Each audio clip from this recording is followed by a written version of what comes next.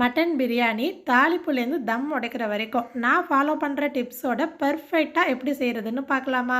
நான் இன்றைக்கி 1.5 kilo mutton biryani பண்ண போகிறேன். ஆனால் 1 கிலோக்குள்ள அளவை நான் ஃபஸ்ட் கமெண்ட்டில் தெளிவாக பின் பண்ணிடுறேன். கொசுரா சொன்னேன் அப்படின்னா உங்களுக்கு கன்ஃபியூஸ் ஆகிடும். எதுவுமே மறக்காமல் இருக்க முதல்ல எல்லாத்தையும் ரெடி பண்ணி வச்சுருங்க.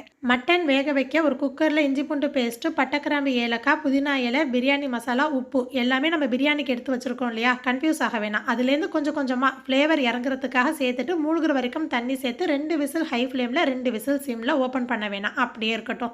இந்த பிரியாணி சட்டி 12 லிட்டர் கெப்பாசிட்டி. 1.5 கிலோ கறி 1.5 கிலோ அரிசி ஆக்கிறதுக்கு தாராளமாக இருக்கும். நான் இந்த அளவுக்குல தான் 3 அளவுக்கு சேர்த்துருக்கேன். பாத்திரம் கொஞ்சம் தாராளமாக இருந்தால் வசதியாக இருக்கும். சமையல் எண்ணெய் சேர்த்துட்டு 3/4 பங்கு நெய் சேர்த்துருக்கேன். மீதி தம் போடும்போது சேர்த்துக்கலாம். பட்டை கிராம்பு, ஏலக்காய், வெங்காயம் இந்த மாதிரி உதிர்த்து விட்டு சேர்த்தா சீக்கிரமே வதங்கிடும்.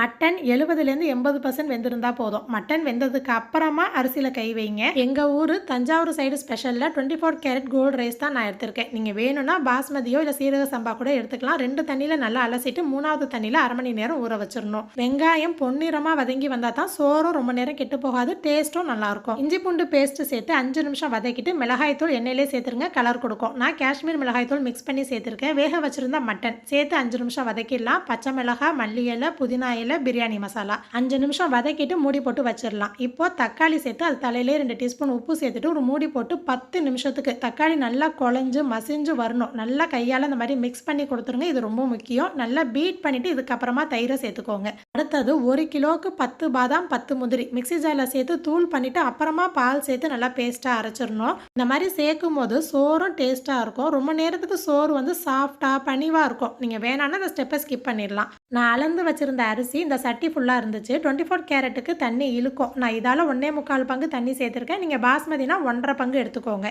மட்டன் வேக வச்ச தண்ணியில் சேர்த்து கொதிக்க விட்டு இப்போ சமாளம் சேர்க்கணும். கண்டிப்பாக சூடான தண்ணி தான் சேர்க்கணும், பச்சை தண்ணி சேர்க்காதீங்க. தண்ணி சேர்த்துட்டு எலுமிச்சப்பழ சாறு சேருங்க. அரிசி உடையாமல் பார்த்துக்கோம். ஊற வச்சிருந்த அரிசியில் கொஞ்சம் கூட தண்ணி இல்லாமல் சேர்த்துருங்க. உப்பு காரம் செக் பண்ணி பார்க்கும்போது உப்பு நாக்கில் சுருக்குன்னு தெரியுதான்னு பாருங்கள். அதை விழுங்கும் போது காரம் தொண்டையில் காட்டும். இந்த ஸ்டெப்பு ரொம்ப முக்கியம். அரிசி சேர்த்ததுக்கு அப்புறம் கரண்டி போட்டு கிண்டாதீங்க. ஸ்டவ் ஹை ஃப்ளேமில் வச்சு ஒரு 10 நிமிஷத்துக்கு மூடி போட்டு கொதிக்க விட்டுருங்க. ஒன்றும் ஆகாது. 10 நிமிஷத்துக்கு அப்புறம் மீடியம் ஃப்ளேமில் வைக்கணும், ஹை ஃப்ளேமில் வைக்கவே கூடாது.